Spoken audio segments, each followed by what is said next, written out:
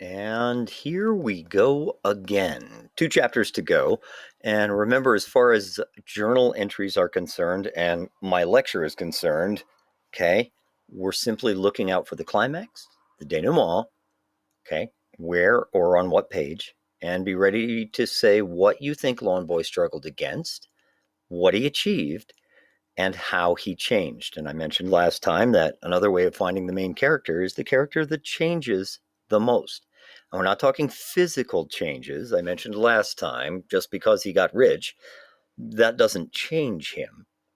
Because a change is a change to who he is, not what he has. So, what's in your journal, you don't have to copy anything else, although I do now have to scroll all the way down. You don't have to copy anything else, okay? You are trying to make a prediction. Hopefully, you made one from yesterday's reading. You can make one today, and today has a marvelous, marvelous way of making you make a prediction and then know what you're looking for. Okay? All right. So here we go with chapter 14. Previously on Lawn Boy by Gary Paulson. Joey, it's me. The sponsor. Yes, Rock and his men are at Arnold's house holding him prisoner, I think for money, and I can't call the police because a lot of the workers will get in trouble. I heard the phone click, and Joey was gone before I finished speaking. I hung up and turned to my parents. Let's get over there. I call shotgun, Grandma said as we scrambled to the car. At Arnold's, we parked behind Joey's station wagon just as he was stepping out of the driver's side. Shouldn't we help him in some way? Mom asked, until she saw him standing. On second thought, Joey can handle it, but we're going with him. I got out of the car. No matter what happened, Arnold might need help either during or after. I started walking toward the house, Mom and Dad with me. Grandma brought up the rear. I knew, or thought I knew, what was coming.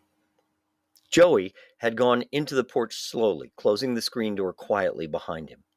By that time, we were close to the house. If the front door was locked, it didn't slow him down. He hit it with his shoulder, took it off its hinges, and was out of sight. There was a muffled thumping sound. Oh no! Rocker's men might have a gun. Later I found it was just the sound of one of the men having his head jammed into a dishwasher, without opening the door to the washer. After the thumping, there was a second or two of silence, followed by a scream, and one of the men was thrown out the front door so hard he took the porch screen off its hinges and was propelled into the yard, riding the screen on his hands and knees like it was a bodyboard, until he hit the elm next to the walkway. The elm was probably 100 years old, very big, and didn't give a millimeter when the man plowed into it face first. A few seconds later, Joey came out with Rock in his right hand and another man in his left, carrying them like cats by the back of their necks. The first man was still in the kitchen, jammed into the dishwasher. Later, I found out that Rock and three others had been in the kitchen with Arnold tied to a chair. They thought Arnold had told me to come to his place, and they'd been planning to force me to give them the money when I came. I told you, Joey said, to leave the sponsor alone, or I would pinch your head. Please, Mr. Powdermilk? Mom was standing by the sidewalk, half horrified, half admiring the expression on her face. Couldn't you just give them a stern talking to? Yes, but I did that before when they made trouble the first time. I told them that I would pinch their heads if they came back. They came back anyway. Talking to them won't help. Pinching their heads will. Grandma was nodding. I won't come back, Rock said. I promise this time, I really do. You don't have to pinch my head, really. I'll do what you say. See, Mr. Powdermilk? Mom nodded. I think he means it. Joey stared at Rock in one hand, then studied the man in his other. He peered over at my father, who shrugged and said, he seems to be telling the truth. Then Joey turned to Grandma, who said, probably not the best move, young man, although personally, I'd like to see you pound the snot out of him. Joey sighed and looked back at my mother. If you really don't want me to. She shuddered. I would really rather you didn't. All right. But if they come back, I'll have to take care of things my way. I understand. And they understand, don't you? Both men nodded enthusiastically.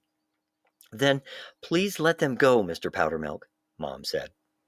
He dropped them, and it was like watching those cartoon scenes where a dog or cat is held off the ground and his legs start moving faster and faster until he's dropped and he shoots away. They disappeared in half a second. We all went into the kitchen and found Arnold tied up, but not gagged. I introduced him to my parents and Grandma while we untied him. The man slumped against the dishwasher was regaining consciousness. Joey picked him up by the neck and threw him the length of the hallway and out the front door. Arnold was none the worse for wear and made a pitcher of his special iced tea for us.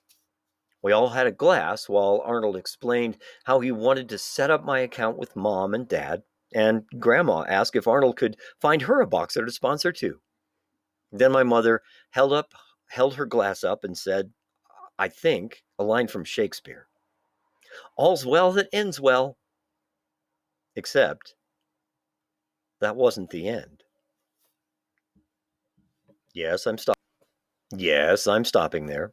Yes, I'm stretching this out until the end of the year, basically. Well, tomorrow. So we've got one more chapter to go. And, that wasn't the end. What a great way for you to make a prediction. What is the end? And then you have to start answering those questions. Was this the climax? Kind of seems like it, but we might have to wait for another chapter to find out. And look for those other things that I mentioned you needed to look for. Okay. What did Lawn Boy struggle against? What did he achieve? And how did he change? So, the last chapter drops tomorrow, and I'll give you an itty bitty preview of Lawn Boy 2. And I think that'll do it for today. So, enjoy your day, and we'll see you tomorrow.